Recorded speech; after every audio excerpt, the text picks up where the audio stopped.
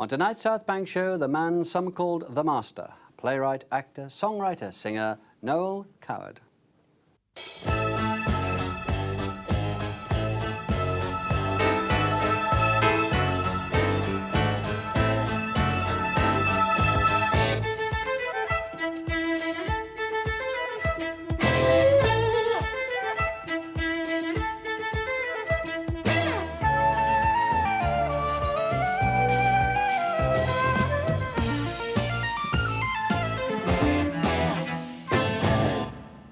Hello. When Noël Coward died in 1973, he left a legacy of more than 50 plays, 400 songs, several volumes of prose and verse, and he'd acted in over 20 films. Now, 19 years later, Coward seems to be as popular as ever. 2 feature films from his plays are in the pipeline. His plays themselves are regularly revived in the West End and on Broadway, and major productions are touring on both sides of the Atlantic. There are 2 new biographies and a book about his songs, all close to publication. In tonight's South Bank show, Chris Hunt has turned up some rare footage and gathered a posse of friends and assessors to offer a portrait of the man some called the Master.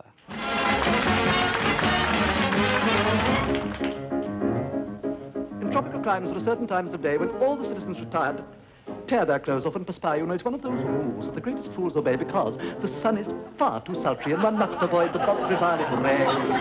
Pap like a pap like a pap like a boo, that's natives if you're interested. The natives grieve when the white men leave their huts because they're obviously, definitely nuts. Mad dogs and Englishmen go out in the midday sun. The Japanese don't care. The Chinese wouldn't dare to. Hindus and Argentines sleep firmly from 12 to 1, but Englishmen detest a siesta. You know, in the Philippines, they have lovely screens to protect you from the glare, and the Malay states there are hats, like plates, which the Britishers won't wear at 12 noon. The natives swoon and no further work is done, but mad dogs and Englishmen go out to the midday sun.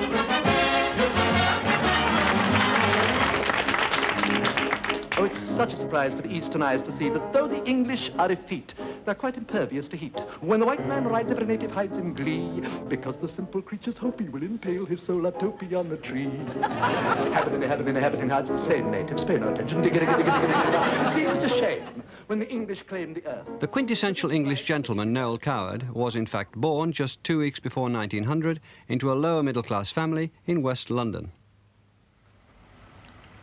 Yes, perfectly ordinary suburban middle-class background. My mother's family were all connected with the Navy, a great deal. But of course we hadn't got very much money, so it was sort of genteel poverty we lived in originally. Dance, dance, dance, little lady, youth is fleeting to the rhythm beating in your mind. Almost from the cradle, Noel's ambitious mother saw star potential in her precocious son. She completely ignored his education. He was on the stage from age dot almost. There was no impetus to do anything that a normal young boy would do. Noël was a stage-struck little boy who was up there singing, being brought down to perform for family evenings. And then it was just a natural progression to theatre. I was trained when I was very young as a show-off, and I've continued triumphantly until this moment. My guiding light in the theatre, to the theatre, was the Daily Mirror, because it came out and said that in an attractive, talented and handsome boy wanted. So Mother and I had a brisk conference, and we decided I was talented, handsome, moot point, but we'd better have a try. And so I went and gave an audition to a lady called Miss Lilla Field. Then I sang a song called Liza Ann from the Orchid, and there was no piano, and so Mother la-la'd the chorus for me to do the dance. You see, I had to do the dance. I got the job. Violet Coward's faith in her son was strengthened in 1912 when she went to see a fortune teller at the Colosseum who used items of clothing from people in the audience to divine the fortunes of their owners. She had this sock in her hand, and the entire performance came to a grinding halt because her hands began to tremble, and she said, "Who is the owner of this sock? I must know who the owner of this sock is." And from the stalls came Auntie Violet's word, "Yes, right here, Mrs. Coward. Yes, but who actually wears the sock? Who is the owner of the sock? Mrs. Coward's son, Noel. Well, the woman said, Mrs. Coward, I must tell you that your son Noel, the owner of this sock, is destined for extraordinary things. I am getting such a vibration from this sock that I cannot but believe that his career is going to be remarkable. From the age of 11 onwards, Noel was acting regularly, but only in minor and supporting roles. Regarding your dear Mrs. Worthington, of Wednesday the 23rd. Although your baby may be keen on a stage career, how can I make it clear this is not a good idea for her to hope, dear Mrs. Worthington, is on the face of it absurd. Her personality is not... I had the luck exciting enough. through the agents, Bellew and Stock, to be engaged by Charles Hawtrey to play a page boy. He was absolutely wonderful to me. He taught me really everything I know about comedy. I still, when I'm faced with a tricky scene to play, I cast my mind back to what the governor would have done with it. He was wonderful. On my knees, Mrs. Worthington. Please, Mrs. Worthington. He continued learning his technique with Hawtrey off and on for the next 6 years. Don't put your daughter on the stage, Mrs. Then, when he was 17, he made a brief appearance in D.W. Griffith's silent film, Hearts of the World. He'd become a professional actor, and his confidence in his ability was already immense. Well, I think I remember meeting him in South Kensington at the house of some school friend of mine. I was still a schoolboy, and he was there as a guest. And I seem to remember he went and played the piano, and I thought he was rather bumptious and showing off, rather. Stardom continued to elude him despite his many efforts, so he turned his hand to writing plays and reviews featuring himself. In 1924, aged 24, he wrote his third play, The Vortex. My object in The Vortex was to write a good play with a whacking good part in it for myself.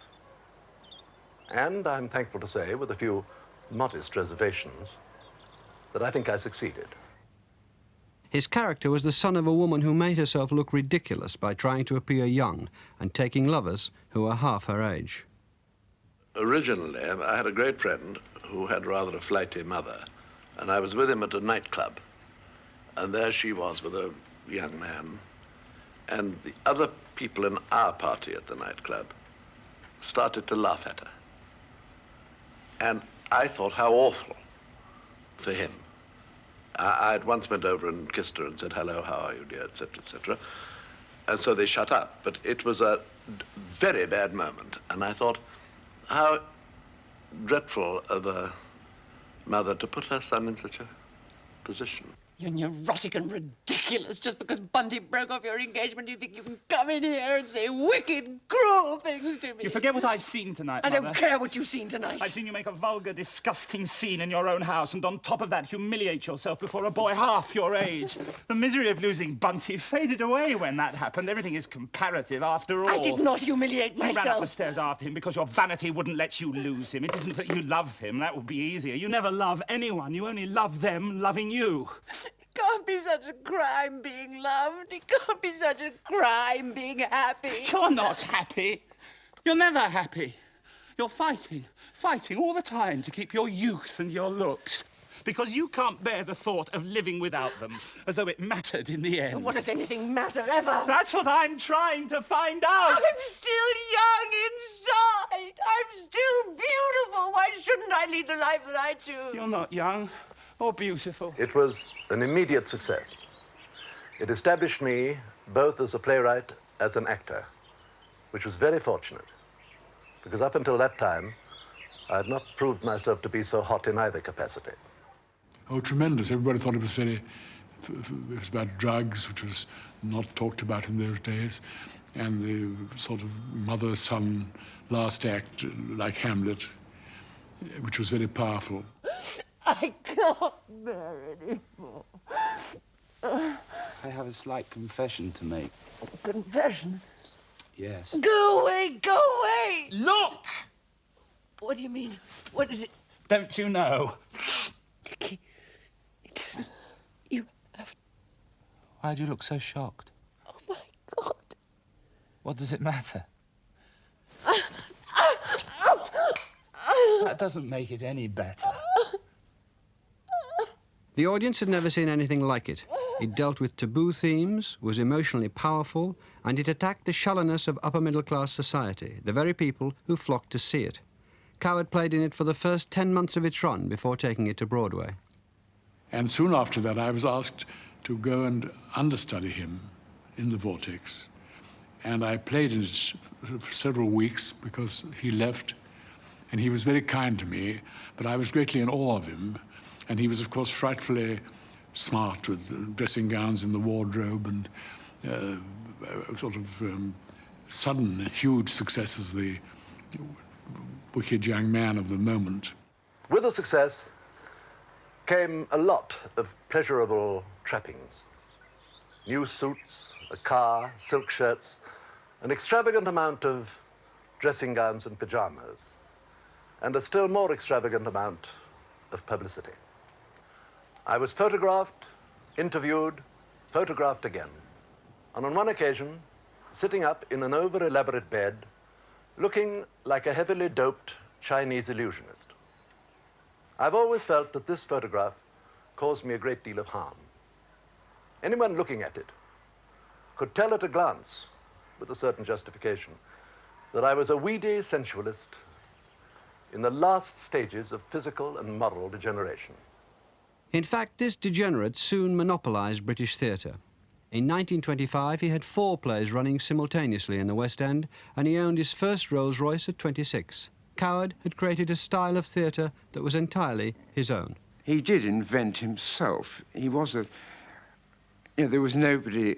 I think Kenneth Tynan said, in years to come, if people say he was a coward sort of person, everyone would know what they meant years afterwards.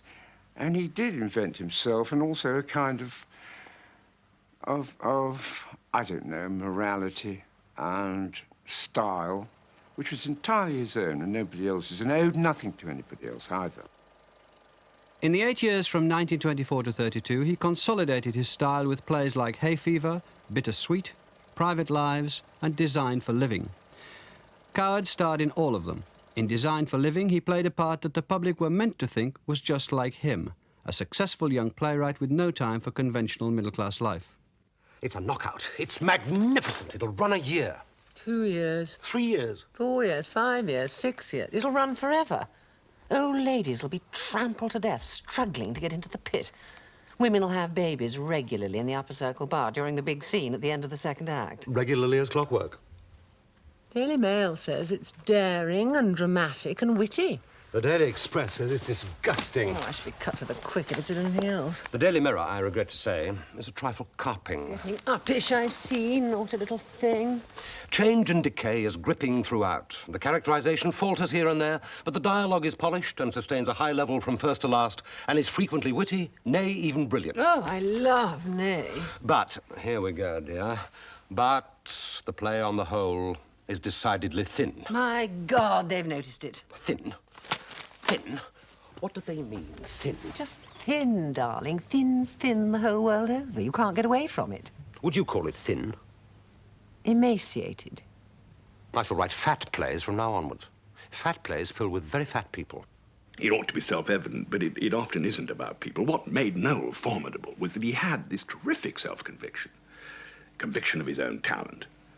He always used to say, I'm richly gifted, and at lunch that I was at, he richly gifted and highly talented. That was the phrase he used. It didn't seem arrogant either with him, but he said it an awful lot. Coward was really the first great English performer to live in what we would see as modern celebrity. He said that he was the Beatles of his era, and he wasn't wrong. He was a phenomenon, Destiny's tot. And in that sense, he really, for the 20th century, caught the momentum of modern celebrity and lived it. 20th century blues, they're getting me down. In 1926, he bought Goldenhurst, a large retreat in Kent, where within a few weeks he was recovering from a nervous breakdown. Why, if there's a God in the sky, why shouldn't he grin But his main pleasure was to hold court and invite friends from the world of theatre and the arts to stay with him for the weekend. 20th century in the strange illusion. It was a great treat to be asked to Goldenhurst. We used to go for weekends, be driven down a great big American car. And it was a fantastic weekend. It was no use just sort of get the Sunday papers and stay in bed and smoke 55 cigarettes. And that 2 hours in the morning was a joy. I mean, he was really marvelously funny. So I always remember him as a really terrific host. I think he preferred having a little bunch of actors there than anybody, you know. The silk dressing gown and the cigarette holder. I mean, Noel, that was the image, but Noel was carpet slippers, really, and steak and kidney pie and baked beans. You know, he ate the most filthy food. You know, he didn't like caviar or anything like that. He loved sausages and mash and baked beans and all the wrong things, and ate it constantly. Goldenhurst was where he was able to be himself, away from the press and photographers. His personal life had to be kept private. He was homosexual, which was against the law until the 1960s. His first long relationship was with Jack Wilson, an American stockbroker, who was soon installed producing Coward's plays. To those who knew him, Coward made no secret of his sexual orientation. I was about 18, and he rang me up. And he said, I think it's time you came round for a sex lecture. And I thought to myself, well, my sex is all right. I don't think I really need an awful lot of help from Noel. But anyway, lunch with Noel, you don't turn that down. I said, oh, what a great idea. So round I went, 1 o'clock, and he came down after 5 or 10 minutes, and Coley, the secretary, brought in bacon and eggs. I was there for about 3 hours. We didn't discuss anything to do with my sex life, but I did hear a great deal about it.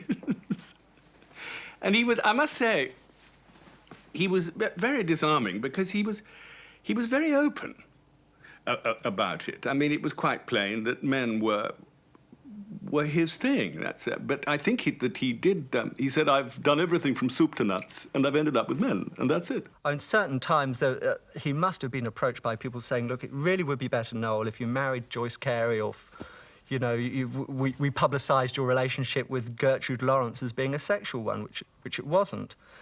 As far as anyone I know who knew Coward knows or can say, he never had a sexual relationship with a woman. There was none of that pretense. People had often suspected that Coward and Gertrude Lawrence were lovers. They were great friends from childhood and on stage formed the most effective and popular partnership that Coward ever shared. Gertrude Lawrence, at her best, and with me, she was usually at her best, was the most brilliant comedian to play with. She was so swift, and her eyes were so true. And it was an enchantment to work with her.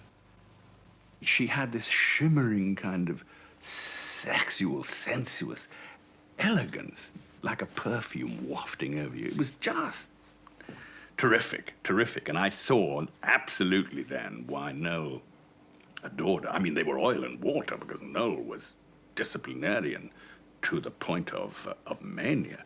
And she was the opposite, instinctive, would be giving terrible performances. If an affair she had fallen flat at 12 noon, she had a matinee to do, she would play the whole thing in a state of complete shock without being able to, and it would absolutely, it would enrage Noel. He would walk off the stage in the interval and berate her, and they had terrific rows. I'd always wanted to write a play for Gertie. Her contract with Charlot was up. And so she sent me a telegram saying, contract Charlot up, what about it, or something. And I wrote Private Lives in Shanghai in the Cathay Hotel very quickly and posted it back. And had a telegram back saying, read script, nothing wrong that can't be fixed. So I went back, the only thing that's going to be fixed is your performance. What are you doing here? Private Lives, which he wrote in 1930, is the epitome of Coward's comic style. A few minutes of it survive on a recording he made the same year with Gertrude Lawrence. Are you happy? Perfectly. Good. Are you? Ecstatically. What's she like? Fair, very pretty. Plays the piano beautifully. Very comforting. How's yours? I'd rather not discuss it. Oh, well, it doesn't matter. He'll probably come popping out in a minute and I shall see for myself. Have you known her long? About 4 months. We met on a house party in Norfolk. Very flat, Norfolk. There's no need to be unpleasant. That was no reflection on her, unless, of course, she made it flatter. Your voice takes on an acid quality every time you mention her. I swear I'll never mention her again. Good. Now keep off yours. You see, her use of voice. Yeah. Her use of voice, which was instinctive. Gertie was not a thinking reed, but her talent gave it all to her. She was the most intuitive, accurate, when she did not occasionally go overboard, which she was inclined to do. Gertrude Lawrence's husband in private lives was Laurence Olivier. At the time, he suffered from a tendency to giggle on stage, but Coward's technique and strength of discipline was such that he found a way to cure it. By deliberately saying, look, you're a giggler and I'm going to cure you, and I tell you how I'm going to do it, I warn you. I'm going to make you giggle all I can. And between Gertie and me, we can do it. Anytime we feel like it, we can kill you. And you know it. Now, I'm going to go on doing that. And at the end of the performance, I'm going to tick you off in front of the entire cast and the stage staff every time you do it. And you are going to learn not to. Took 7 months. Coward's mastery of stage technique, along with the parts he wrote for himself, meant that by the end of the 30s, he'd perfected his public image as the sophisticated romantic lead. First of all, he said, people are stars in the theatre in direct ratio to how many people want to go to bed with them. But then he went on to say, it's a strange thing, but if I was acting on the stage with Paul Schofield and Sir Alec Guinness, they would be acting me off the stage into the wings, outside into the street. But I have to tell you that nobody in the audience would be looking at them. They would all be looking at me. And I thought for a moment, and I thought, I mean, you often did with Noel, you listen to it and say, well, this is balls. But actually, there's a grain of truth about it, too. It's one of those imponderables and intangibles that Noel is right. He isn't the actor that they are. But he had this phenomenal charisma. I could tell your fortune by your eyes, shall I? I'd rather you didn't. And your nose. I'd rather you didn't mention my nose at all. It's the most unwise nose I've ever seen. Do stop. And there's your mouth. Please, Chris. You'd be astounded if you knew how desperately I wanted to kiss your mouth again. Chris. Oh, you're so foolish up on your romantic high horse. How often have you ridden it wildly until it went lame and you had to walk home? Often enough to teach me never to do it again. That's what made the sadness in your eyes. You should never have left school. It was a grave mistake. You will. Do I? I knew you would. Quite early in the evening. Coward's whole life was dedicated to projecting an image of good manners. Here was a man who, to conventional people at the time, would be jumped up, ill-educated, and gay, and who was taking the whole society for a tumble and making them imitate him. People were writing about how he talked, and he defined a style. He invented a style. I wonder what Act 2 has in store for us. More overacting, I expect.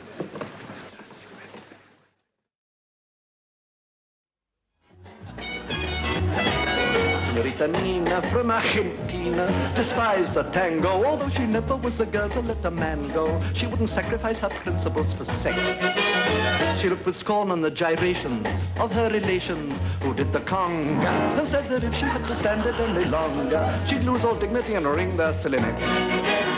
She said that frankly she was blinded to all that over-advertised romantic charm. And then she got more bloody-minded and told them where to put their tropic palm. She said, I hate to be pedantic, but it drives me nearly frantic when I see that unromantic, sycophantic lot of sluts. forever wriggling their guts. It drives me absolutely nuts. She declined to begin, though they besought her to. And in language profane and obscene, she cursed the man who taught her to. She cursed Cole Porter too. By 1940, Noël Coward had written not only 32 plays, but 150 songs as well. Enough of them were published to wallpaper a room, albeit his lavatory, rechristened the Music Room. Mostly these were numbers from his plays and reviews, and if they were only a second string to his bow, still he stood comparison with Cole Porter or Ivor Novello, and yet he never learned to read or write music. His music was much better, in my opinion, than Novello's, although Novello was far more musicianly and far more of an expert and knew much more about opera and so on. Noël didn't know a great deal about music, I don't think. And he once said that Mozart was like piddling through flannel or something, and then rather regretted having said it. He thought it was a bit cheap, which it was. Oh dear. Mad dogs and Englishmen go out to the midday sun. You know, the smallest Malay rabbit deplores this foolish habit in Hong Kong. They strike a gong and fire off an noonday gun to reprimand each inmate who's in late. In a jungle town where the sun beats down to the rage of man and beast, the English garb of the English Saab merely gets a bit more creased. In Bangkok, at 12 o'clock, they foam at the mouth and run. But mad dogs and Englishmen go out to the midday sun. Mad dogs and Englishmen go out in the midday sun. The toughest Burmese bandit can never understand. In Rangoon, the heat of noon is just what the natives shun. They put their Scotch or rye down and lie down. In the jungle swamps where the python romps, there is peace from 12 till 2. Even caribous lie around and snooze with nothing else to do. In Bengal, to move at all is seldom, if ever, done. But mad dogs and Englishmen go out to the midday, out to the midday, out to the midday, out to the midday, out to the midday, out to the midday, out to the midday sun. It's the most wonderful piece of comic verse. And in fact, you know, you can read it as a piece of light verse, like you read Kipling or something. And other things like, well, even Don't Let's Be Beastly to the Germans. I mean, everyone pretended at the time to be shocked by it. And secretly, everyone thought exactly the same thing. It was very anti-German, and he expressed it. He had the nerve, and he had enormous courage. And it always goes with that sort of genius, or any, I think, tremendous personal courage.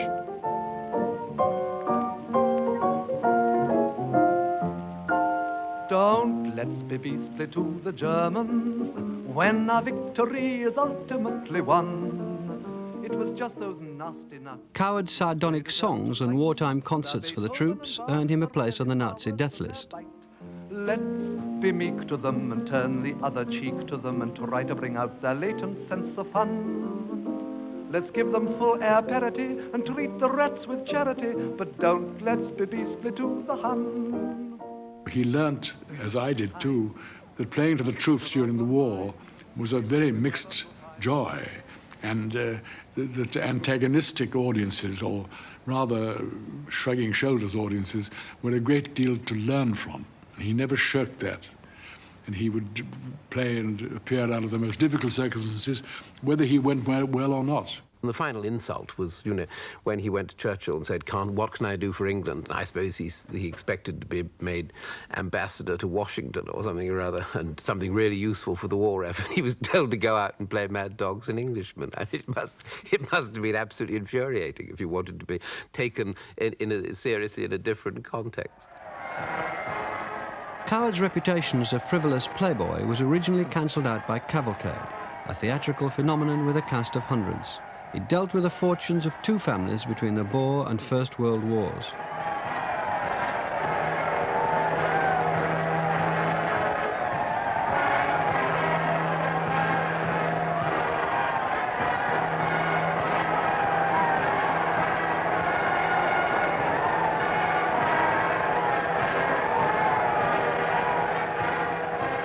Cavalcade had an extraordinary effect, and I was absolutely mad about it, of course, when it came out. It was just at the right moment, and that certainly was an absolutely sincere and enchanting idea,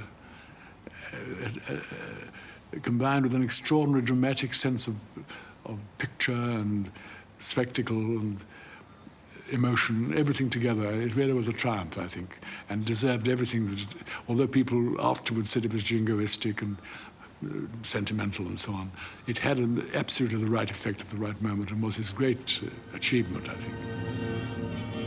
The success of Cavalcade led Coward to attempt a Navy version in 1942 and to star in it himself. The result was In Which We Serve, possibly his most successful film. Well, you know what I like now? Nice hot cup of tea. I'd like a nice beer myself. Look out! Here come the bastards back again! Keep your heads down, get as low as you can. Miss Butterfingers.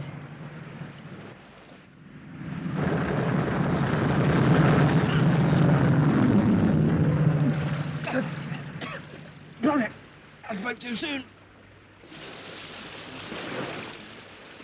Lord Louis Mountbatten was a very great friend of Noel's, and I think that it happened because they were talking about the Kelly, the destroyer, Mountbatten's destroyer, which was a very famous destroyer that went right through and then got sunk off Crete. And I think that's how it happened. And Noel used, as you know, all Lord Louis' speeches in the movie and then played the part. Here comes the dawn of a new day, Flags, and I shouldn't be surprised if it were a fairly uncomfortable one. Yes, sir. It's a very pretty sky, sir. Somebody sent me a calendar rather like that last Christmas. Did it have a squadron of Dorniers in the upper right-hand corner? No, sir. That's where art parts company with reality. Yes, I'm afraid you're right, sir. Cigarette? Thanks.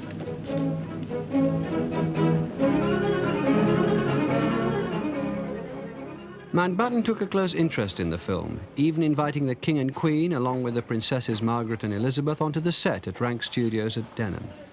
He also provided 200 serving sailors to act as extras and viewed the rushes with Noël Coward every weekend to check for inaccuracies in the way the Navy was depicted. Well, Blake, Thermal, how are you feeling? Fine, sir, thank you. Got concussed a bit, didn't you? Yes, sir, I think I did, sir. The first lieutenant tells me that you stood by the gun even when most of the crew were knocked out. Is that true? Well, sir, somebody had to do it, sir. You did damn well. I'm very proud of you. Thank you, sir. I want to see my captain. All right, old man. I'm here. Don't try to talk. Just rest.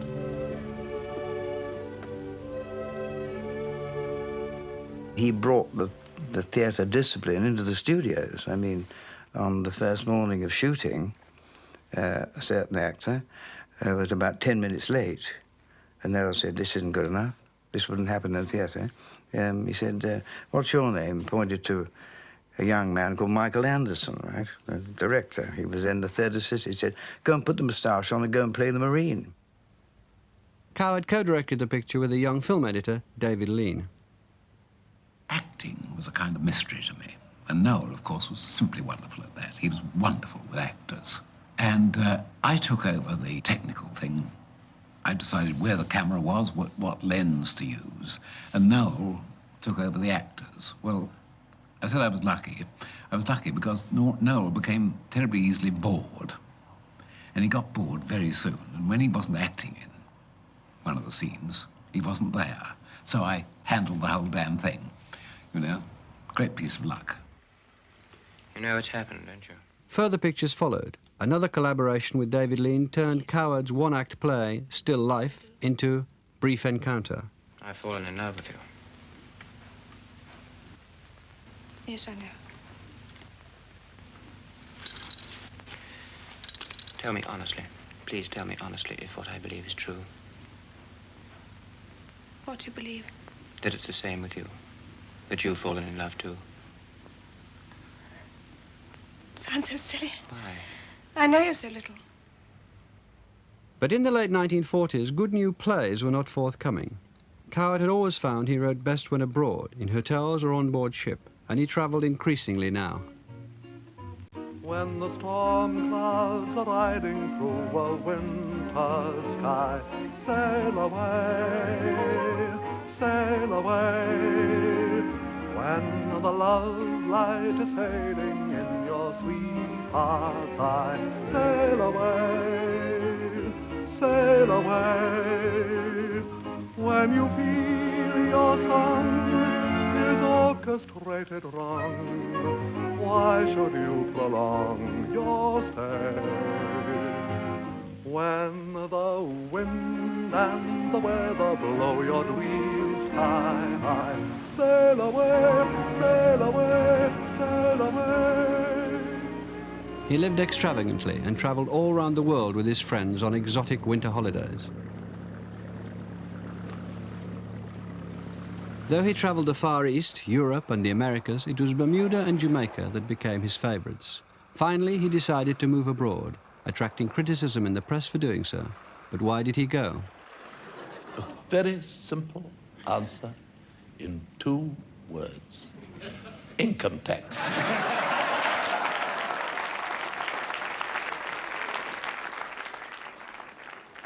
In 1948, he bought his first house in Jamaica, accompanied by his young partner, Graham Payne. We used to go up there in the evenings, and the fireflies used to come out. It was unbelievable how big they were and how many of them.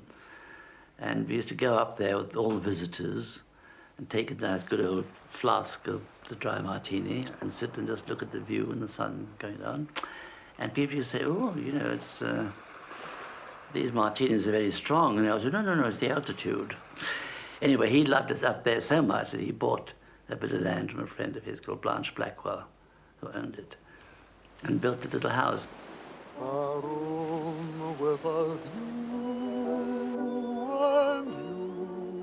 He called this second house Firefly and wrote some of his later plays here. He finally became a tax exile in 1956, but was never completely content away from England. Something did go. Not only did he begin to have bad health, but I think his touch with everybody in the theatre and the life he led in London was something he couldn't forget. With the best will in the world, you aren't in touch the way you are when you're in Benenden or wherever he was, in Kent and Gerald Road in London, soaking up the atmosphere. In the 50s, Coward wrote 7 new plays, but they still weren't successful. He'd had flops before, though, and wasn't unduly disconcerted by this new string of failures. At the opening night of Sirocco, he went onto the stage at the end to face his hostile audience. I knew I was the one they were after. So I went on and didn't look at the audience at all. I turned my behind to them and shook hands with Ivor and kissed Bunny Doble, and then turned and did the most irritating thing in the world. And stood practically, happily crucified, and refused to let the curtain come down. I thought, I wonder how long they can go on without their larynxes going. And they booed, and they booed, and they booed, and sure enough, it finally died away because they got tired. But if his plays were failing, Coward still had other strings to his bow.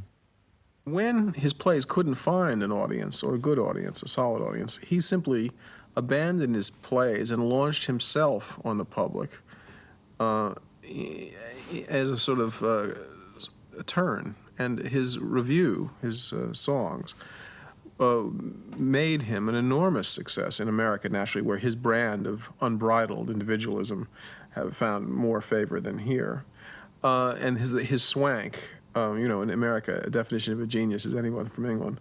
That worked a treat. I like America. I have played around every slappy, happy hunting ground, and I find America okay. I've been about a bit, but I must admit... He went to Las Vegas in 1955 to launch upon the gamblers his idiosyncratic brand of cabaret. It was like entertaining the troops again, except that here he was an unqualified success. In Dallas, Texas, they talk of sex, but only think of oil. New Jersey dames go up in flames if someone mentions bed. In Chicago, Illinois, any girl who meets a boy giggles and shoots him dead. But I like America. I suppose he was a little more exotic for them. It was a sort of bird of paradise suddenly transplanted into Wilbur Stark's Desert Inn or wherever he performed down there. But, you know, the whole of Hollywood flew in, and he had one of the most enormous successes of his life. Frank Sinatra, who was a great buddy, flew several people in, Judy Garland and a few others, Merle Oberon, and so on, that came for the first night. And Frank Sinatra said on the radio the next day, if you want to hear how a song should be sung, go to the Desert Inn and see Noël Coward. The only surviving film of him singing is from a 1955 television special he made with Mary Martin. In Texas, they've only got the Brazos River, and they like a tune with wow and zip, and it's something with some bip, yip in it. Rhythm has them rolling on the floor. They first heard some blue notes, somebody played a few notes, Texan asked for any more. How I'd love a chart of how they brought the art of bebop to the heart of Texas. Bebop, mambo, samba, conga too. Day by day the urge is stronger to give those guys who don't like fun around one big Texan rhythmic run around. Give them something to collapse about when those cowboys flap their chaps about deep, deep, deep, deep in the sleepy heart of Texas.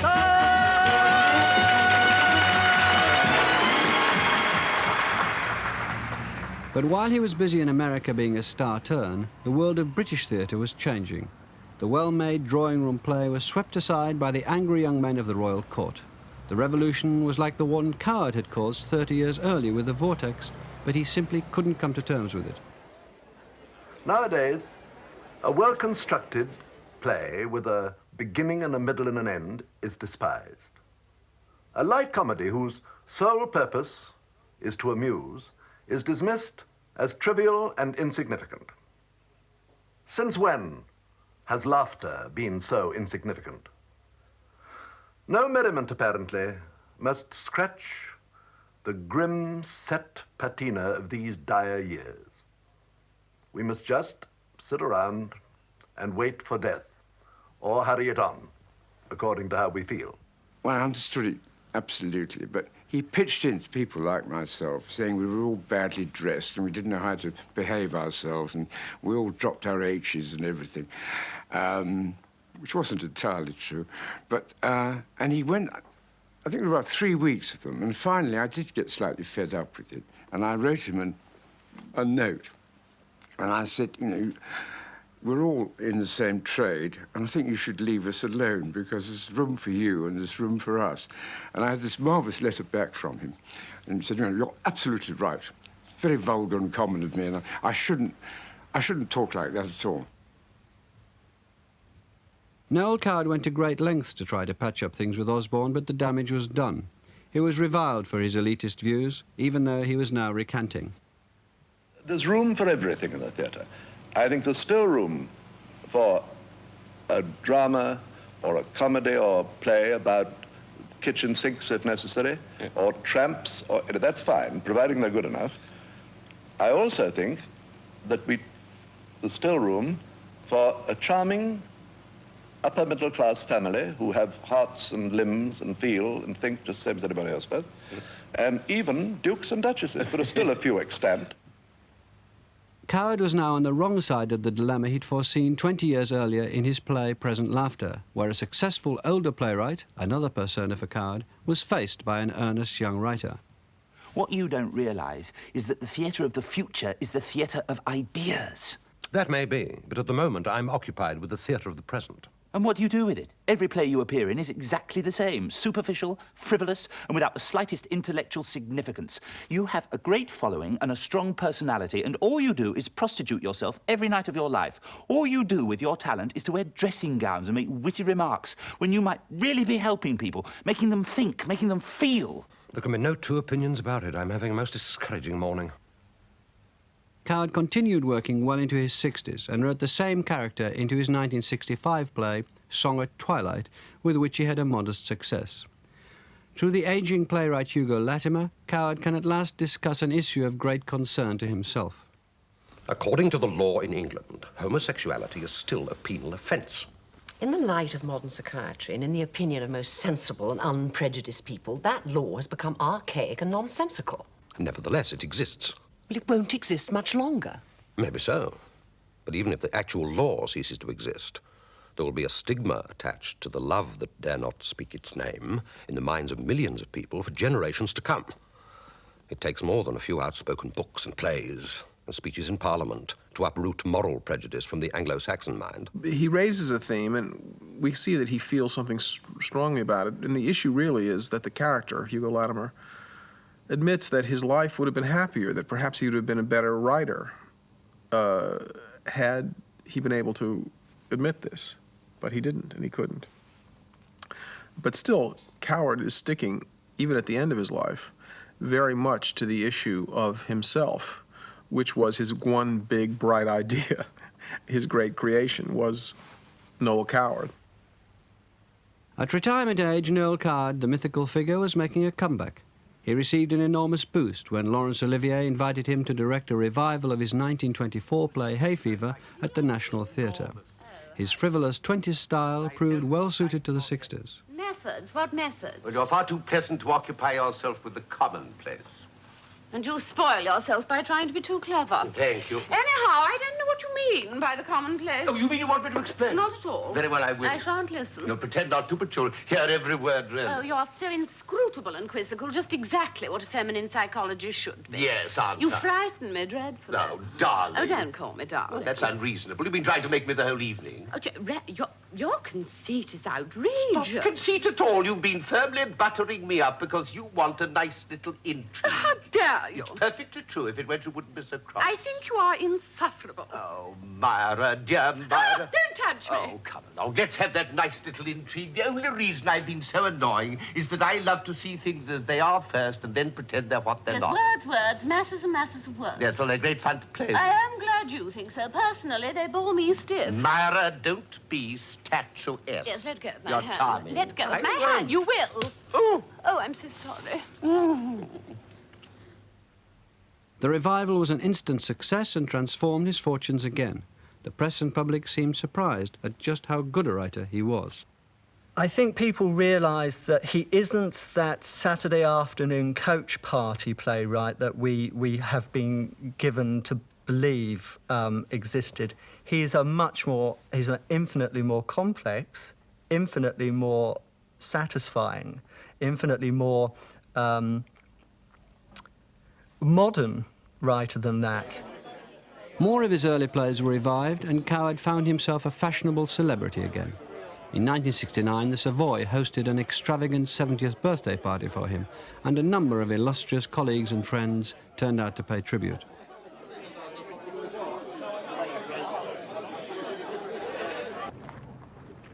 Further honours followed. He was finally knighted in 1970. It might go to my head terribly, and I might cut everybody dead, but I think it's unlikely. Thank you, sir. But his health was already beginning to fail, and he had a succession of illnesses. I mean, he said to me once that they're insisting on exercise, walking. And I said, well, quite right, too. He said, I don't like it. I don't like exercise. He said, my idea of a good afternoon's exercise is 50 Turkish cigarettes and a box of marron glacé. But when I last saw him, it was it's the first time I'd really seen him cowed because he was on sticks. And he said, I've just had a huge stone taken out of my kidneys. It's so large, I'm taking it round to Fabergé to have it mounted. And which I thought was rather stylish. He went back to Jamaica to die, and finally, in 1973, he suffered a fatal heart attack. He was buried at Firefly in a private ceremony, attended only by local friends, his secretary, and his partner of 30 years, Graham Payne. He had no other family. Well, I just miss him, period, you know. He was such good company to be with. Never depressed for long, there he was. He covered it up very, very quickly. And he was such good company. Just about the best friend I ever had in my life. Great man. Quite a lot of people said, what a pity that I wasn't more significant. But that never worried me because I didn't really particularly wish to be significant. I'd like to be contemporary and bright as a button, but I don't think I was all that keen on being significant. In 1984, Noël Coward was remembered in a service at Westminster Abbey, where a stone was unveiled in Poets' Corner commemorating his life. And that's the happiness I've known alone. I travel alone. Sometimes I'm east, sometimes I'm west. No chains can ever bind me. no remembered love can ever find me. I travel alone, fair though the places and faces I've known. When the dream is ended and passion has flown, I travel alone, free from love's illusion. My heart is my own. I travel